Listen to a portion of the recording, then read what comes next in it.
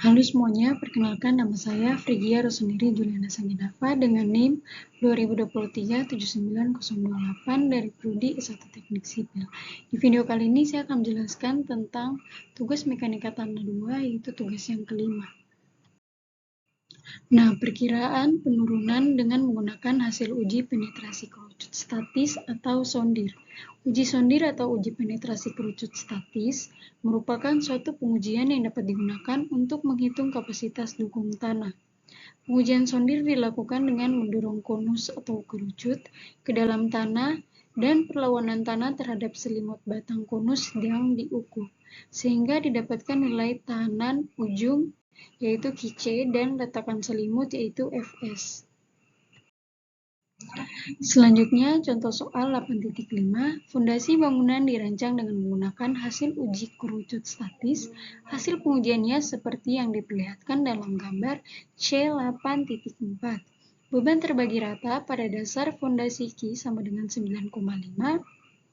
Berdasarkan pengamatan hasil uji kerucut statis, diperkirakan dapat dipakai fondasi bujur sangkar 4,4 m dikali dengan 4,4 m dengan kedalaman 1,25 m. Berat volume tanah dapat dianggap seragam sebesar 1,85.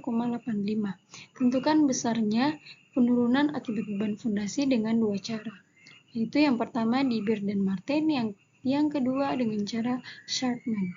Dengan penyelesaian seperti berikut. Pada gambar C8.4, besarnya kompresi yang diperhitungkan adalah 2B sama dengan 2 dikali 4,4 M dan mendapatkan hasil 8,8 M. Di bawah dasar fondasi dengan mempertimbangkan hasil uji kerucut statis, seperti yang ada pada gambar C8.4a. Lapisan tanah dapat dibagi menjadi 3 lapisan dengan nilai Q yang diratakan. Selanjutnya pada kedalaman 1,25 dikurang dengan 3,60 sama dengan mendapatkan hasil 40 kg per cm.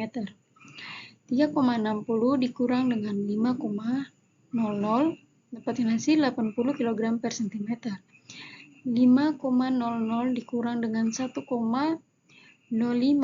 dan mendapatkan hasil 150 kg per cm. Hitungan penurunan dengan cara di Beer dan Marten. Tekanan overburden efektif awal di tengah-tengah tiap lapisan. Lapisan 1 2,43 dikali dengan 1,85 mendapatkan hasil 4,49. Lapisan kedua 4,30 dikali dengan 1,85 mendapatkan hasil 7,96.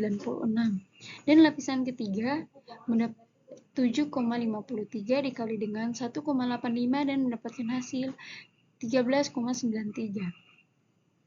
Tambahan tegangan vertikal neto dan mendapatkan hasil 0,717 kg per cm.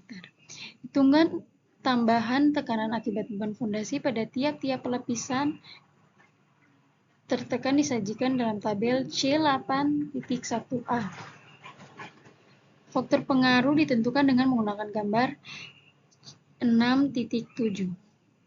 Yang berikut tabel C8.1a dan yang di bawah hitungan penurunan diperlihatkan dalam tabel C8.1b.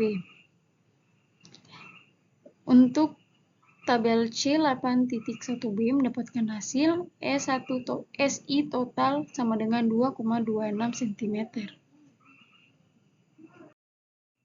Nah, selanjutnya C sama dengan 1,5 dibagi dengan P0.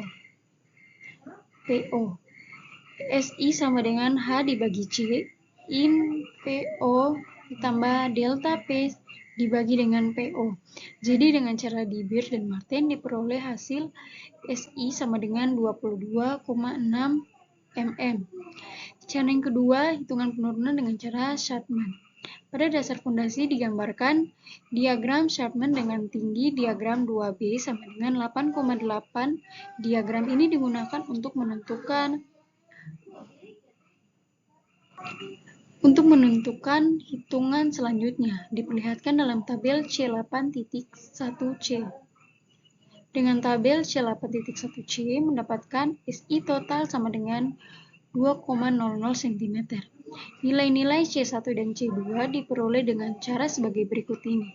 Tekanan overburden pada dasar fondasi, PO sama dengan 1,25 dikali 1,85, mendapatkan hasil 0,231 kg per cm.